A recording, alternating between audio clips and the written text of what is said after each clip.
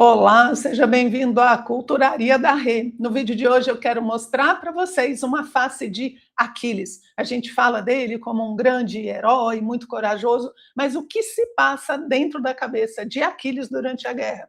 Quer saber? Fica comigo até o fim do vídeo que eu vou te contar.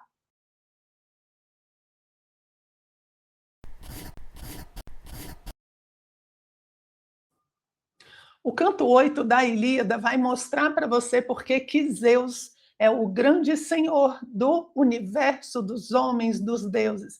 Ele faz ameaças, ele começa esse canto fazendo tantas ameaças aos deuses e falando que ele é o Tchan do Bambambam. Porque se você for ver, quando a gente estuda mitologia, nos livros, o pessoal fala muito, não, porque Zeus, ele é mais forte do que fulano, Beltrano e Ciclano. Aí você se pergunta assim, como é que ele sabe? E aí vou te responder, porque ele mesmo falou. E olha só o que Homero coloca aqui, ó.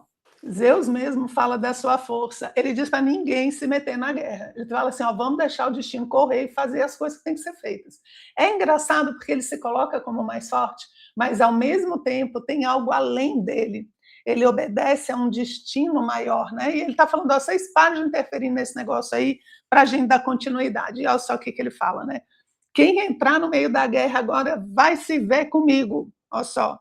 Agarrarei nele para o lançar no Tártaro sombrio, para muito longe, para o abismo mais fundo sob a terra, onde os portões são de ferro e o chão é de bronze. Tão longe sob o Hades como sob o céu está a terra.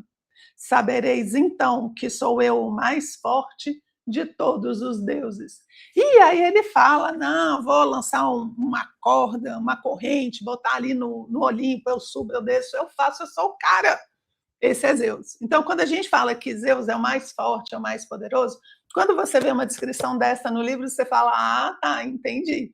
E ele fala e todo mundo fica quietinho, todo mundo menos Atena, que Atena é uma danada. Ela está defendendo os gregos, ela sabe que no final são os gregos que vão ganhar, você já reparou. Todo mundo aqui sabe que os gregos vão ganhar. Então eles ficam, poxa, mas por que todos eles têm que morrer? É como se os próprios deuses tivessem um poder limitado. E mesmo Zeus, sendo mais forte do que a Terra, o Hades, o próprio Olimpo, os deuses, todos que existem, a Terra fecunda, mesmo ele precisa cumprir com um destino. E isso acontece, ele mostra quando ele vai pegar a balança dele, né? Porque ele tem a balança de Zeus que coloca aí o destino dos homens. E ele põe aqui, ó, o pai ergueu a balança de ouro e nela colocou os dois lotes da morte irreversível para troianos e aqueus. E quando ele faz isso, o que essa balança faz? Troianos está aqui, aqueus está aqui. O que essa balança faz? Ela faz assim. Os aqueus ficam mais perto do Hades e os troianos mais perto do Olimpo. Ou seja, vamos apoiar os troianos. Na continuação desse canto, é uma chacina descontrolada. Morre todo mundo, um monte de gente, os gregos começam a perder, e o pessoal vai ficando desesperado, literalmente desesperado. Quando chega no início do canto seguinte, assim, nesse canto ainda, eu quero mostrar um desenho para vocês. Nesse canto ainda, tem um momento em que Hera e Atena, elas falam, gente, não dá, está muito ruim para os gregos, vamos lá ajudar, vamos lá ajudar. E elas pegam o carro de guerra e vão entrar na guerra, e aí Zeus manda Íris, que é sua deusa mensageira. Fala, Íris, segura essas duas doidas. Eu falei para elas não irem, segura essas duas.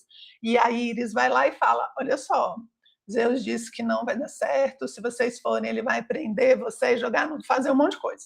Então é melhor vocês voltarem. E é justamente essa parte, né, desse canto. Então eu queria mostrar esse desenho para vocês. Ele foi feito por Jacques Retaux, um pintor francês. 1700, ele vive entre 1750 e 1820, 30 mais ou menos. E ele traz justamente esse momento da Ilíada, onde você tem, ó, Atena e Hera, estão as duas aqui, e Íris aqui, a mensageira de Zeus. Íris está falando, vai dar ruim, vocês duas voltam aqui, que esse negócio não vai dar certo. E as duas olham para si, do tipo assim, será mesmo? Ela parece até que está olhando aqui, né? Assim, será mesmo que a gente volta, que esse negócio vai dar errado? Porque ele está falando, ó, Deus não gostou não, manda vocês voltarem e tal. e elas estão nesse embate, né? Ele pega justamente essa parte. Eu sei que essa daqui é a Atena porque ela tem um capacete, porque ela tem as armas, porque ela tem a Medusa no peito. E eu sei que essa daqui é Hera. Por que eu sei que essa daqui é Hera? Primeiro porque você leu a Ilíada, então você sabe dessa história. Mas a gente tem aqui também uma espécie de uma tiara, né, que é muito típica dela, mas principalmente aqui embaixo, ó, a gente tem os pavões, né, que são representação da deusa. E aqui, em termos de composição, eu tenho esses 2 volumes, né, que estão se contrabalanceando, dando essa harmonia. E eu tenho também, gente, 2 retas aqui, ó. Eu tenho 2 diagonais. Eu tenho essa diagonal, eu tenho essa diagonal. Opa, ele arrumou aqui. Eu tenho essa diagonal, tá vendo? Então, esses personagens estão numa diagonal. Esse aqui, que a gente não sabe exatamente quem é, também dá essa composição. Então, o quadro fica com diversos movimentos e com diversas retas, por isso ele fica harmônico, mas com movimento. Olha só a quantidade de movimento que você tem aqui, olha só esse aqui, tá vendo? Essas coisas todas vão dando essa sensação, olha aqui, ó, de movimento. Por isso que você olha, você tem a impressão de que elas estão saindo mesmo, né? Esse movimento parece que elas realmente estão saindo ali, certo? Então, aqui, para vocês verem como é que a arte retrata, então, este canto da Ilíada. Gente, foi andando essa chacina terrível, tal. Chega no canto seguinte, o que está acontecendo? Agamenon está desesperado. Ele está assim, ele chega a chorar, olhando para a situação. Então, imagina, né? Como o negócio foi feio mesmo. Ele olha para a situação, começa a chorar e fala, gente, vamos embora, né? Ele chama uma assembleia ali de forma discreta. Ele fala, olha, não vai ter jeito, a gente está perdendo todo mundo, é claro que Zeus está a favor, né, de Heitor, e está todo mundo morrendo, estou arrependido de ter feito isso com Aquiles, mas agora, né, já era. Aí ele quer ir embora. Aí Diomedes, né, que é o herói que está bombando, né, ele fala, de jeito nenhum. Você está dizendo que a gente não consegue, que nós, gregos, somos piores do que os troianos, que a gente não vai conseguir de jeito nenhum, que a gente não vai embora, não. Você quer ir? Vá, mas a gente aqui, eu, fulano, Beltrano, a gente vai ficar aqui até o fim. E aí Agamenon, né, ele olha assim e fala, bem, o que fazemos então, né? E quem aparece aqui, gente, é Nestor de novo. Nestor fala, olha, o Diomedes é um cara muito bom, é um guerreiro muito bom, falou muito bem. Mas eu tenho mais idade, eu tenho uma certa experiência, então vamos fazer o seguinte, vamos jantar, vamos comer, e a gente já conversa sobre esse assunto. Você nota que o Nestor aqui, ele é esse cara diplomático, né? Tipo assim, pô, Diomedes e Agamenon, os dois estão brigando ali. Vou falar alguma coisa? Nada. Vamos comer, solta o churrascão, né? Porque a comida deles era a base de carne mesmo, carne, pão e vinho. Então, solta o churrascão, o pessoal come e aí a gente conversa.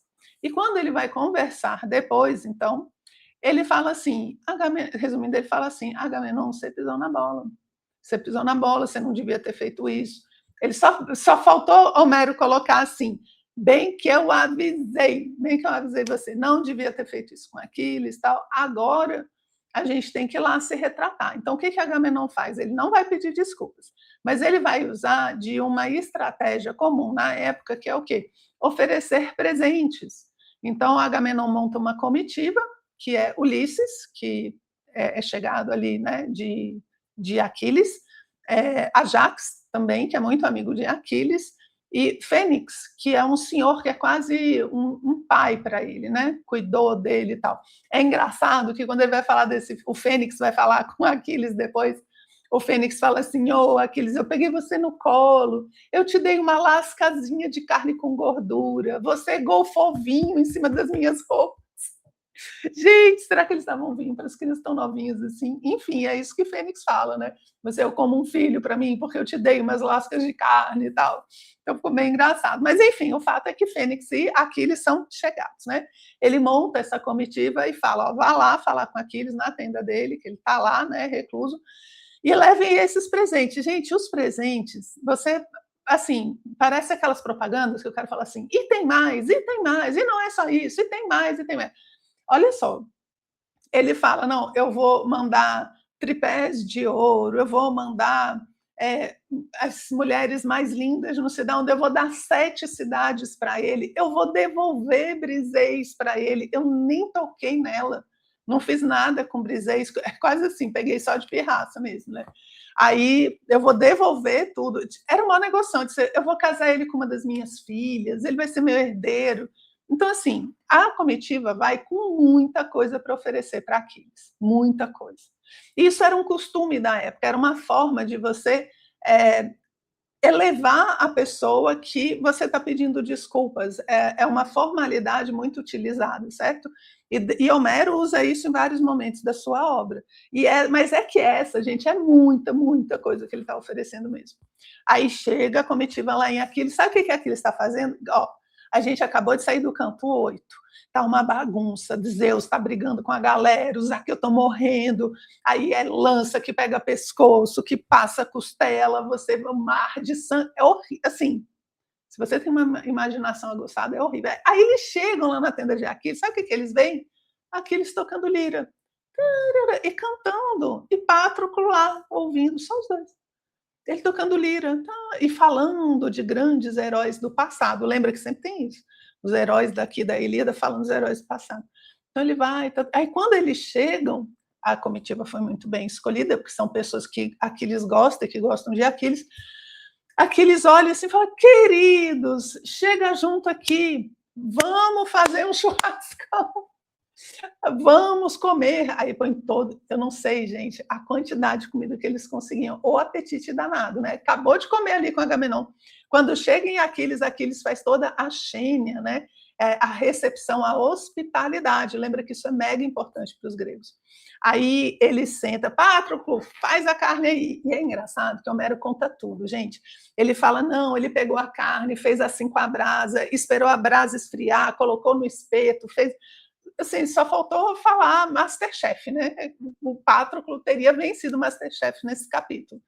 Aí ele faz a comida para todo mundo come, e depois, que é a regra da hospitalidade, depois que você recebe, aí você vai perguntar, e o que vocês querem, né? Tem momentos, né, das obras onde a pessoa nem é conhecida, ela chega no lugar, tipo Ulisses na Odisseia, né? Ele chega num lugar, aí as pessoas recebem, alimentam, né? Falam, não, tu vai dormir aqui, eu tenho quartinho ali de visita, tem colchonete, vai dar tudo certo, você fica aqui comigo. Aí depois de tudo arrumado, pergunta, e você está fazendo o que aqui?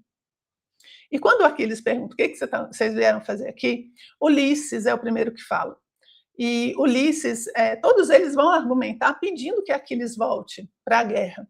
E é interessante porque nesse diálogo, digamos assim, que Aquiles faz com os três, ele vai mostrando os seus argumentos, ele vai dizendo por que ele está fora da guerra.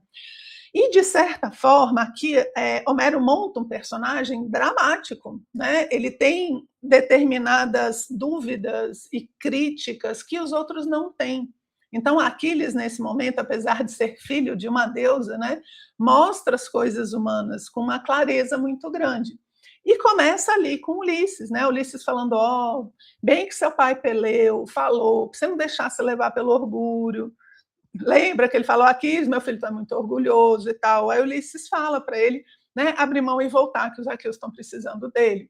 E ele fala assim, olha, pois eu fui, fiz de tudo, matei, fui ferido, não sei o que, não sei o que, não sei o que, e o que acontece? O que acontece?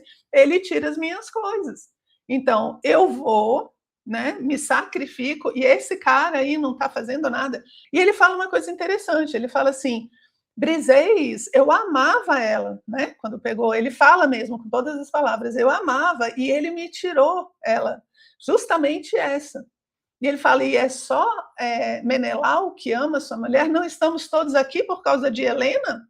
E eu não posso, né, ficar chateadinho por causa de Briseis? Olha só o que eles estão fazendo por causa de uma mulher. Então, é o argumento, né, que ele vai colocando. Então, ele diz assim, de jeito nenhum, ele agora que se vire, ele acha que não precisa de mim, ele que se vire. Aí depois vem o Fênix, né? Eu te dei carninha, te dei vinho quando você era bebezinho e tal. Aí ele fala, larga isso, os aqueus estão morrendo e tal. E aí o Aquiles ainda vira para ele e fala assim, pois é, você gosta tanto de mim, por que você não fica do meu lado? Por que você não me defende? Olha só as injustiças que eu estou sofrendo.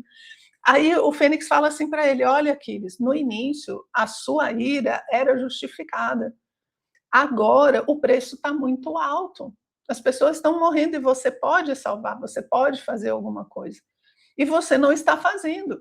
E ele fala, e eu não vou fazer mesmo. Inclusive, vou embora amanhã dessa bagunça, vou largar essa feira aqui e vou-me embora. Fênix, se tu quiser ir comigo, que você é chegado, mora lá pertinho de casa, te dou até uma carona, mas voltar para a guerra não volto não. Ou seja, agora a situação está piorando, né? Porque se ele for embora aí, que não tem chance mesmo. Só que ele fala, eu vou embora amanhã de manhã. Isso tudo está acontecendo de noite, depois da guerra, né? O pessoal fazendo hora extra aqui. Aí a Jax vai falar com ele. A Jax, gente, tem uma tragédia grega que se chama O Herói Solitário, falando como a Jax enlouquece depois da morte de Aquiles, né? Então os dois são muito chegados. Mas a Jax, ele é bruto, ele não tem os palavreados ali de Ulisses, ele não é que Ulisses é mais diplomático, o Fênix é uma coisa mais emocional ali, te peguei no colo, troquei fralda e tudo. E a Jax é aquele brother, né? Ele vira e fala assim, olha só, Aquiles, você está fazendo tudo errado, você está errado, você está deixando o pessoal morrer, culpa sua, você é muito orgulhoso, não abre mão, você não está cumprindo com a sua palavra lá do início, quando a gente veio para cá, você não está cumprindo sua palavra, você não está aceitando os presentes, você está quebrando essa tradição e você não está escutando seus hóspedes, ou seja, você está todo errado. E errado eu fico, não volto. Na verdade, só volto para a guerra se eu estiver aqui e Heitor chegar perto de queimar meus navios. Aí eu volto para a guerra. Só que ele vai embora amanhã, então isso não vai acontecer, né? Então veja que Ulisses tentou puxar Aquiles pela questão do todo, né? Apelou ali para o pai e tal. Depois Fênix fala, olha, as pessoas estão morrendo, esses presentes são ótimos, por que você não aceita? E a Jax vai falar, você está errado, bro, tem que voltar, o que é isso? Então você tem vários argumentos, e Aquiles, nesse momento, ele coloca justamente essas contradições da guerra, né? Eu lendo, juro para vocês, quando eu li, eu pensei assim, menino mimado, deixa de ser birrento, volta para essa guerra. Eu acho que é por isso que eu tenho birra com Aquiles. Mas, gente, ele vai mudando, né, no final, só que veja bem, ele é todo individual, então, assim, ele me feriu, né, e ele não tem esse direito, veja que ele faz tal coisa, ele faz assim, então, essa hierarquia, que é a base dessa estrutura, está sendo questionada por Aquiles. Ele está questionando o poder, né? E ele fala, e vocês dependem de mim e não me reconhecem. Então, é como se ele estivesse exigindo uma mudança na estrutura hierárquica dos exércitos gregos. E isso não é uma coisa fácil, mas ele, de certa forma, é um personagem que mostra isso, né? Que mostra esse problema estrutural. E lembra que na época que a obra foi escrita, a gente sabe que a Grécia está passando, né, por uma ruptura aí. Não são só os grandes generais que têm o direito de correr atrás das coisas que amam, da mulher que ama, eu também tenho. Então ele está sempre nesse embate. No momento em que ele questiona a guerra, é uma espécie de uma crise existencial, gente. Para um guerreiro, imagina, é uma crise existencial maluca mesmo. Então ele se torna um personagem que a gente chama de personagem dramático, porque ele está vivendo esse drama. Só que o que ele fala? Eu vou embora, né? E o canto acaba justamente com essa comitiva toda que foi lá falar com Aquiles, voltando e falando, Agamenon, olha, lamento, mas não, a gente não conseguiu convencer. Amanhã a gente está sozinho. Agamenon fica desesperado, né? E Diomedes fala, pois vamos, né? Vamos lá, vamos juntos. E aí, o próximo canto. Eu conto para vocês no nosso próximo vídeo, ok? Espero que vocês tenham gostado e a gente se vê lá. Um abraço.